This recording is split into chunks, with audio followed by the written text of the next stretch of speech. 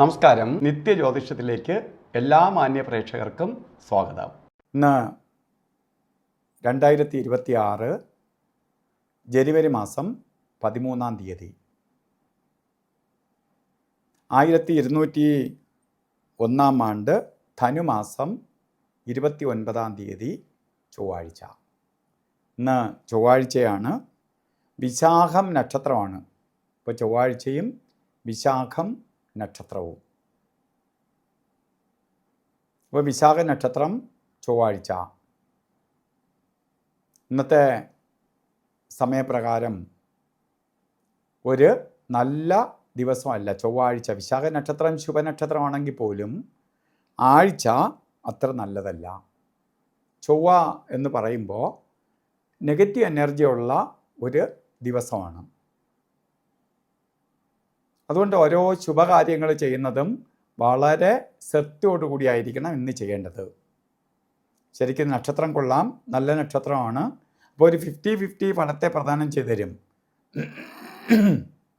എങ്കിലും നമ്മൾ ഓരോ കാര്യങ്ങൾ ചെയ്യുമ്പോഴും വളരെ ശ്രദ്ധയോടുകൂടി കാര്യങ്ങൾ ചെയ്തില്ലെങ്കിൽ ബുദ്ധിമുട്ടുകളുണ്ടാവും, ശത്രുതയുണ്ടാവും, തടസ്സഭാവങ്ങളെ കൊടുക്കും. അപ്പോൾ ഇന്ന് ഏറ്റവും പ്രധാനമായിട്ട് നമുക്ക് സൂക്ഷിക്കേണ്ടത് ബർത്ത്ഡേ വന്നിട്ടുള്ളവർക്കാണ്. ധനുമാസത്തിലെ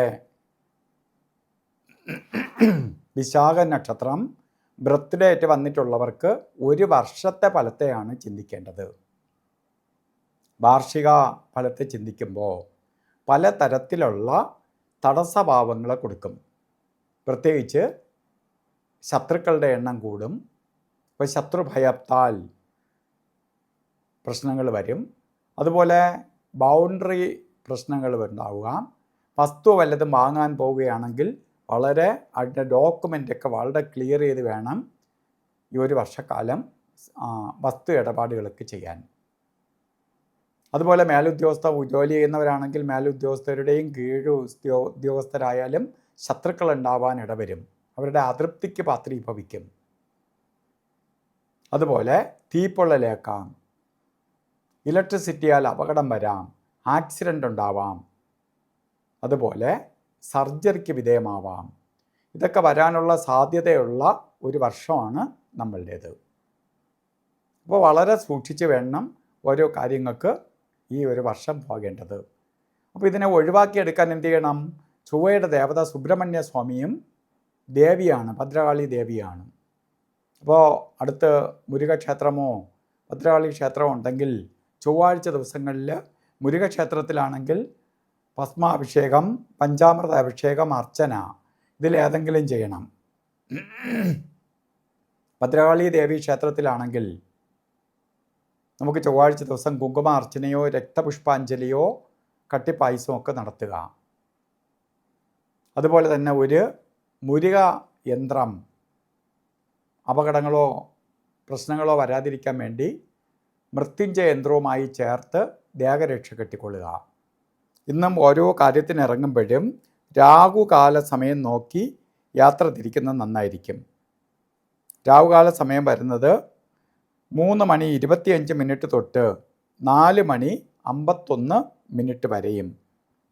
ഗുളികകാല സമയം വരുന്നത് 12:33 തൊട്ട് 1:59 വരെയും. യമകണ്ഠകാല സമയം വരുന്നത് 9:41 തൊട്ട് 11:07 വരെയും.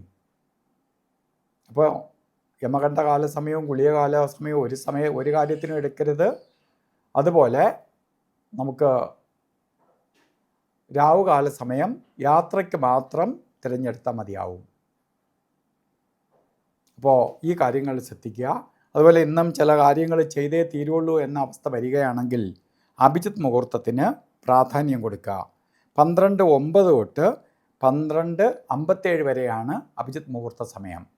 അതുപോലെ ഓരോ കാര്യത്തിന് ഇറങ്ങുമ്പോഴും വസ്ത്രധാരണത്തിന് പ്രാധാന്യം കൊടുക്കുക.